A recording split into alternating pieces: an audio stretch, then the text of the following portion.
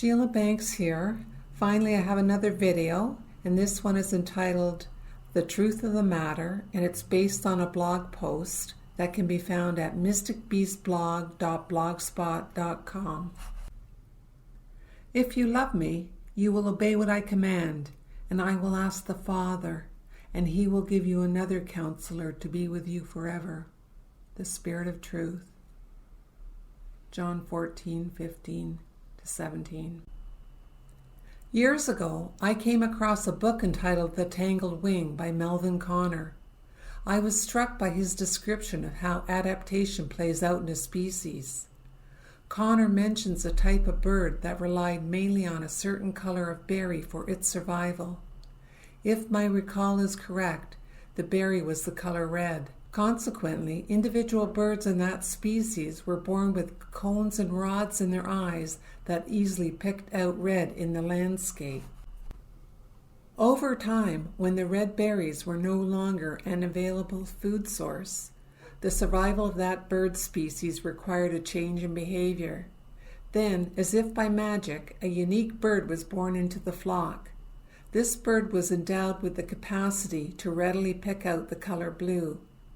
The ability to do so enabled the bird to access a different food source, blue-colored berries. Eventually, the rest of the flock caught on and mimicked the unique bird.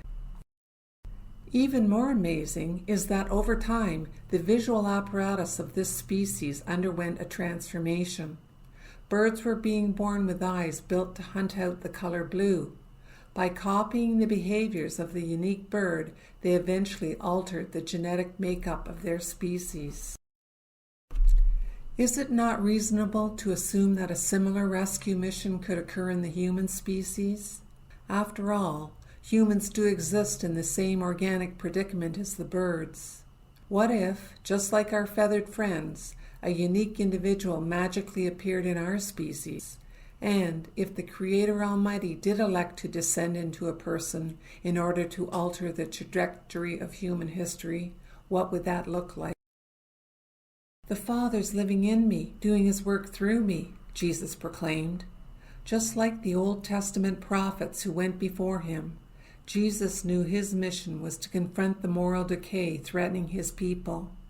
He was aware of the evil ones and their synagogue of Satan.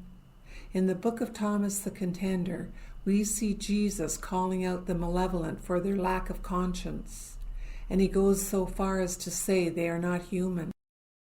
Although it has taken 2,000 years, finally the time has arrived that Jesus and the prophets were fretting about. Humanity now faces the catastrophic level of corruption anticipated long ago.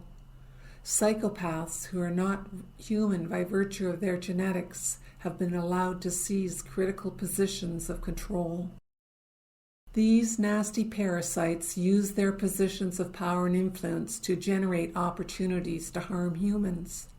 They have nothing but contempt for us. They work to extract our money and other resources. Some of these lunatics have even gone so far as to cook up designs to replace the human with artificial intelligence. Dr. Lobaczewski, in his book Political Ponerology, classifies them as an intra-species enemy. The Old Testament prophets had their ways of dealing with this problem, but the days of roaming the land looking to slay the descendants of Nephilim are long gone. We need to create societies in which the psychopaths can never have a foothold again, and for that, we need a transformation in human consciousness.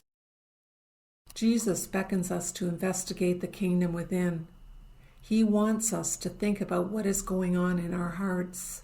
Do our own thoughts and behaviors really measure up to the moral standards best suited for human interdependency?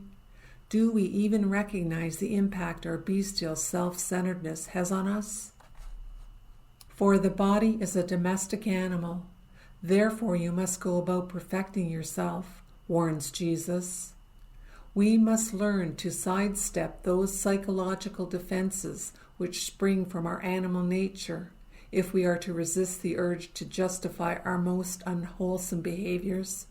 This kind of self-righteousness merely prevents us from seeing what to improve upon.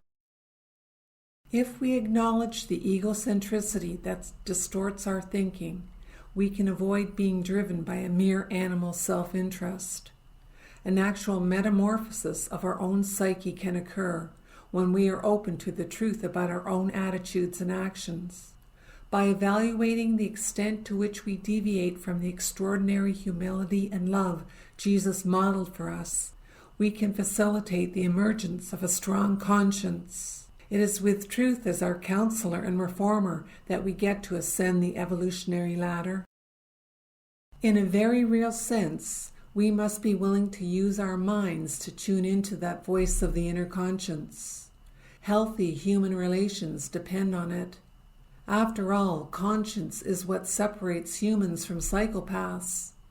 And if the truth be known, conscience not only helps us to address the reality of human interdependency, conscience is the key to a relationship with the Almighty Creator residing within us, something a psychopath will never have access to.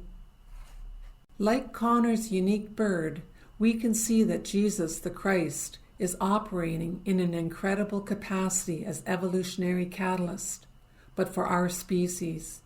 He wants us to experience a psychological liberation that begins our ascent from the animal to a spiritual mode of existence. In doing so, not only do we further distinguish our species from the psychopaths among us, but we actually alter the genetic makeup of our own species. Early in this new millennium, Homo sapiens sapiens has reached a crossroad.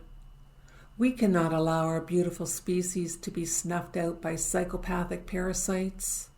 In some circles, there is a belief that Jesus will reappear in the human arena to save us. However, this Son of God clearly told us that he would ask the Father to send us a new counselor who would stay with us forever. He has the Spirit of Truth. Are you listening?